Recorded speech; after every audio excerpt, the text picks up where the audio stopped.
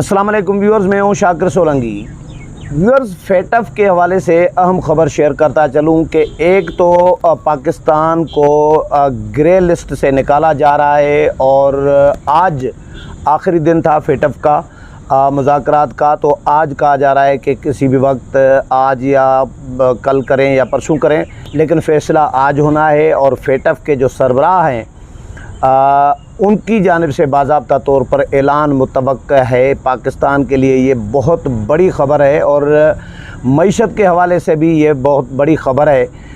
बड़ा साइन है कि पाकिस्तान को आलमी लेवल पर आलमी जो इदारा है फेटफ का फ़िनांशियल टास्क फोर्स जो है उसकी जानिब से ग्रे लिस्ट से निकाला जाएगा।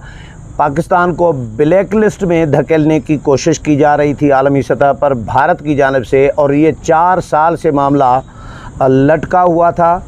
कई मरतबा मुज़ाकरात हुए हैं। फेटफ ने अपने टारगेट्स पाकिस्तान को दिए कि ये टारगेट्स हैं, ये पॉइंट्स हैं। आपको 34 पॉइंट्स तकरीबन दिए गए थे 4 साल पहले पाकिस्तान को कि ये 34 पॉइंट्स हैं एंटी यानी मनी लॉन्ड्रिंग के हवाले से और टेरर फिनांसिंग के हवाले से, काउंटर टेरर फिनांसिंग के हवाले से 27 नुकात थे। काउंटर टेरर फिनांसिंग के हवाले से कि दहशतगर्दों को माली मुआवनत पाकिस्तान में हो रही होती है, ये आलमी सतह पर एक इमेज बन चुका था। इल्ज़ाम लग चुका था पाकिस्तान पर कि मनी लॉन्ड्रिंग जो हो रही होती है कि वो दहशतगर्दी में इस्तेमाल हो रही होती है बाहर की दुनिया में। तो इस पर काबू पाया जाए, इस पर कंट्रोल किया जाए, रोका जाए, ये डिमांड थी पाकिस्तान से फेटफ की। तो हुकूमत पाकिस्तान, कौमी सलामती के इदारे, पाक फ़ौज, इन्होंने मिलकर कोशिशें की और इसको रोकथाम के लिए इक़दामात उठाए गए। और मुझे याद है कि मियां नवाज़ शरीफ के दौर में भी मुतअद्दिद बार ये मामला आया था, क्योंकि ये मियां नवाज़ शरीफ के दौर में ये हुआ था। आखिरी दिनों में नून लीग की हुकूमत थी, आखिरी दिनों में जब ग्रे लिस्ट में चले गए थे हम, पीटीआई कोशिशें करती रही। लेकिन मज़ेदार इसमें ये भी सीन आया है कि पीटीआई अब 3.5 साल में तो फेटफ में पाकिस्तान को ग्रे लिस्ट से नहीं निकाल सकी, लेकिन अब वो क्लेम कर रही है कि भाई हमारी मेहनत का नतीजा है और हमने क्रेडिट लेना चाह रही है पीटीआई। शहबाज गिल का भी मैं ट्वीट पढ़ रहा था, उन्होंने ट्वीट भी किया है। फिर मैं शौकत तरीन को भी पढ़ रहा था। शौकत तरीन ये कहते हैं कि जी हम्माद अज़हर का इसमें बहुत बड़ा रोल है।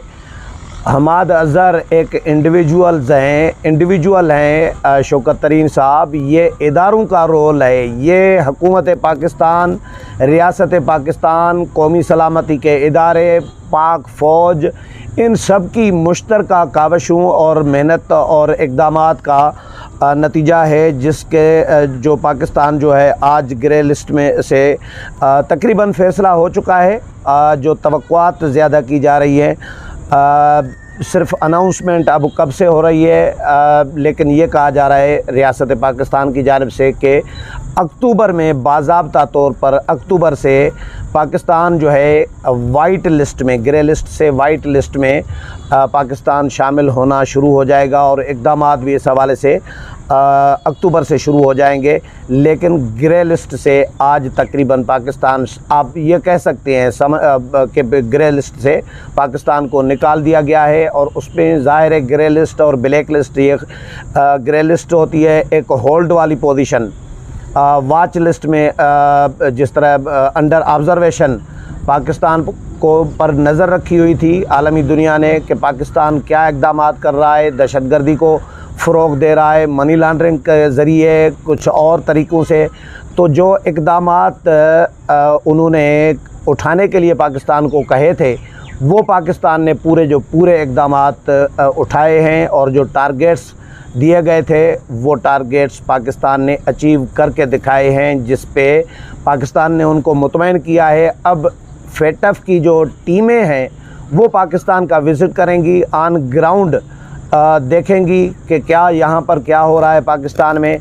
और जो इक़दामात किए गए हैं सिक्योरिटी इदारों और हुकूमतों की जानिब से, इसमें यकीनी तौर पर हम्माद अज़हर का भी कुछ रोल हो सकता है पीटीआई ने भी कोशिश की थी, लेकिन पीटीआई ने कोई ऐसा काम नहीं किया, कोई ऐसा तीर नहीं मारा 3.5 साल, पौने 4 साल में जो पीटीआई की तारीफ़ें और पीटीआई को क्रेडिट दिया जाए। तो बहरहाल मौजूदा हुकूमत को क्रेडिट जाएगा, क्योंकि इनके दौर में शहबाज शरीफ की क़यादत में जो हुकूमत चल रही है, इनको ही क्रेडिट जाएगा। तारीख़ तो इनको ही क्रेडिट देगी कि फेटफ में पाकिस्तान को ग्रे लिस्ट से निकाला जब गया था, तो उस वक़्त हुकूमत किसकी थी, चाहे उसमें पीटीआई का भी थोड़ा बहुत रोल हो, उससे पहले की हुकूमत का भी रोल था।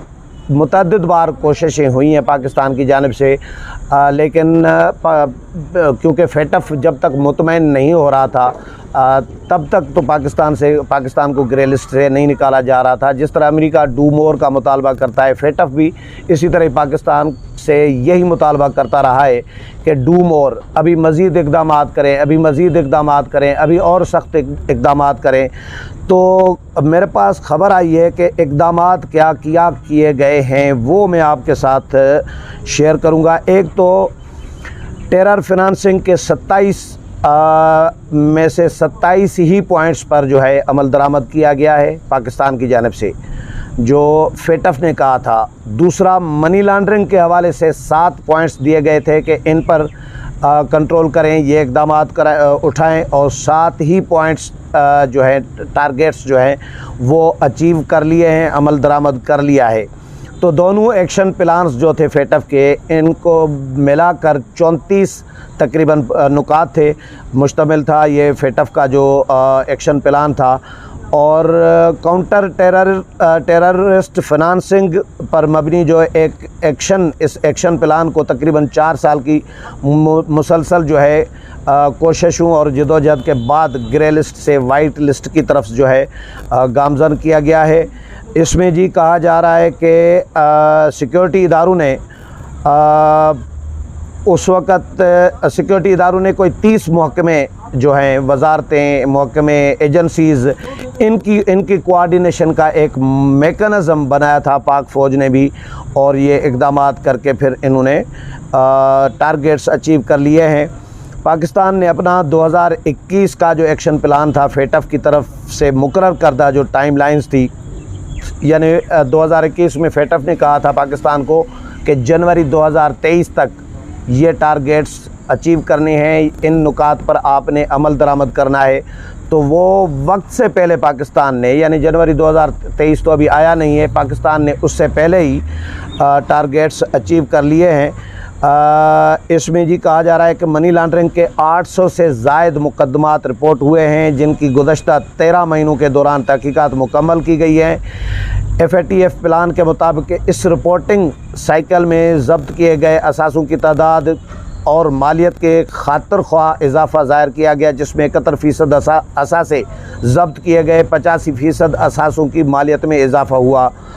फिर जी जो इक़दामात बताए गए हैं उनमें कहा गया है कि गुज़श्ता 2 सालों में पाकिस्तान की मजमूई जो पेशरफ्त है, पाकिस्तान ने गैर रस्मी बाज़ाब्ता कानूनी मुआवनत करते हुए स्टैंड 11 में मनी लॉन्ड्रिंग एक्ट 2020 को नाफिज किया और 26,330 शिकायत पर कार्रवाई की गई।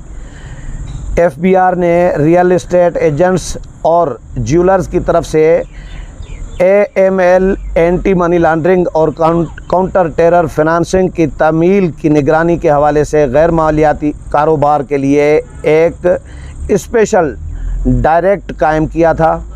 FBR ने भी इसमें इक़दामात किए। FBR ने बड़े पैमाने पर यानी 22,000 से ज़ायद केसेस जो हैं 351 मिलियन के माली जुर्माने आयद किए 22,000 केसेस में। और इसी तरह FBR ने 1700 से ज़ायद मुख्तलिफ गैर कानूनी कारोबार के ऑफ साइट निगरानी मुकम्मल की। इसी तरह फिर securities and exchange commission of Pakistan के जो हैं 1,46,697 केसेस का जायज़ा लिया गया। तो इस तरह बाकी इक़दामात भी बताए गए हैं। तो बहरहाल ये बड़ी ख़बर है कि फेटफ से पाकिस्तान को निकाल दिया गया है, यानी फेटफ के जो ग्रे लिस्ट है उससे पाकिस्तान को निकाल दिया गया है, लेकिन PTI इसका क्रेडिट लेना चाह रही है क्रेडिट एक्चुअली मौजूदा हुकूमत को ही जा रहा है, और इसमें असल क्रेडिट मैं आपको बताऊं वो है वज़ीर ख़ारजा बिलावल भुट्टो ज़रदारी को क्रेडिट जाता है। जर्मनी की सफ़ीर आई थी यहाँ पर, आपको याद होगा कुछ दिन पहले कोरोना भी हुआ था, खातून वज़ीर ख़ारजा जर्मनी की। इसके अलावा अमरीकी वज़ीर ख़ारजा से भी बिलावल भुट्टो ज़रदारी ने मुलाकात की। तो मेरे ज़राए ये बता रहे हैं, अहम तरीन ज़राए, मोतबर ज़राए वो ये बता रहे हैं कि जर्मनी की वज़ीर ख़ारजा और अमरीकी वज़ीर ख़ारजा के साथ जो बिलावल भुट्टो ज़रदारी की, हमारे वज़ीर ख़ारजा की जो मुलाकातें हुई हैं, ये फेटफ का जो पाकिस्तान ने, इसमें कोई शक नहीं है कि इक़दाम भी किए, टारगेट भी अचीव किए, लेकिन भारत का भी प्रेशर था, कुछ और भी कुव्वतें होंगी कि ग्रे लिस्ट से पाकिस्तान को धकेला जाए ब्लैक लिस्ट में, लेकिन बिलावल भुट्टो ज़रदारी को भी ज़रूर इसका क्रेडिट जाएगा। उम्मीद है प्रोग्राम पसंद आया होगा। अगले प्रोग्राम में फिर मुलाकात होगी, तब तक इजाज़त चाहता हूँ। अल्लाह हाफ़िज़।